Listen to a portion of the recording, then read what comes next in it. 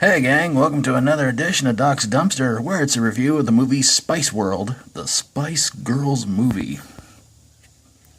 Apparently the Spice Girls are kind of getting fed up with fame and fortune, and they want to just stop all this nonsense, which they should have before even making this movie. Yeah, I wasn't really a big fan of the Spice Girls.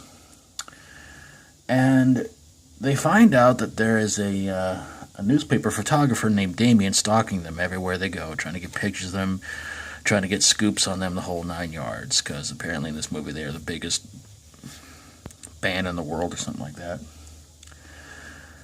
They're also getting ready to prepare for their biggest concert at Albert Hall.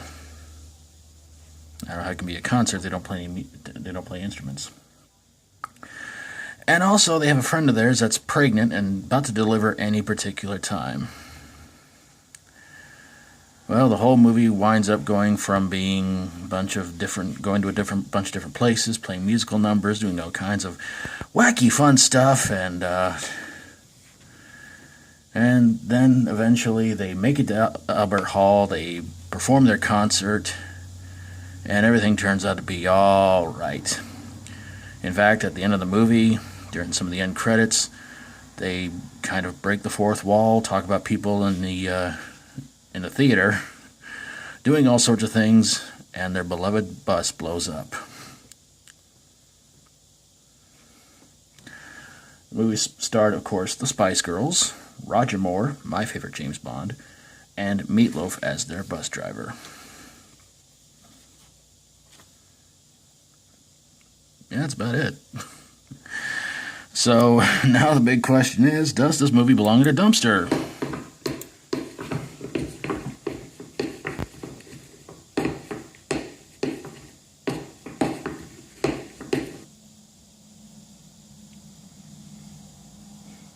Okay, I'm really sorry about that. I wasn't really quite sure what to use for an answer/sound effect. The best I could actually get was Dancing to Charleston.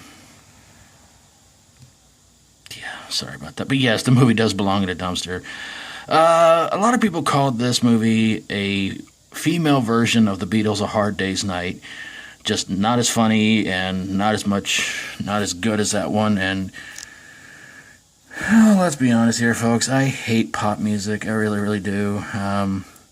Pop music is just phony, fake, terrible, and god-awful. And this movie was not really all that funny. I mean, yeah, it made some good money at the box office, but overall, I mean, if you're gonna try and do a musical comedy based on a band, at least let them play their own instruments. I don't know. This movie was not very interesting, and again, I was really not a big Spice Girls fan when they were around. And I don't know, perhaps maybe if Metallica did something like this, or Black Sabbath, or Disturbed, or Nickelback.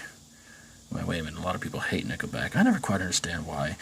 Yeah, the movie was full of, skits and fantasies and all this other weird stuff, and I just wasn't really all that big on this movie. I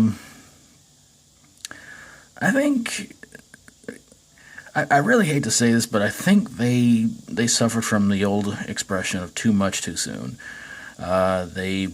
They came on the scene, had a bunch of hits, and then it was just like kaboom! We're gonna really push them as hard as we can, put them into their own movie, and again, it did well, but the movie was just pretty doggone bad. In fact, this was on Siskel and Ebert's worst movies of, I want to say, either 97 or 98 when this movie came out, and quite honestly, I don't blame him. Maybe it was 99, I'm not sure. But, yeah. Of course, Siskel passed away in, 98, 99, something like. Sorry. But yeah, this movie was pretty bad. I don't know. How bad can I say this movie was? I think honestly I would probably rather put up with a Lady Gaga sitcom. I'll put it to you that way. But yeah, the movie belongs in a dumpster. But of course, if you guys agree or disagree, I'd love to hear from you in the comments. And of course, if you like my videos, feel free to subscribe. And if you have a movie that belongs in a dumpster next to any kind of particular group or band that drives you up the friggin' wall, send it my way, and I will get on it ASAP. Thank you guys so very, very much for watching, and until next time, as always, stay strong and rock on.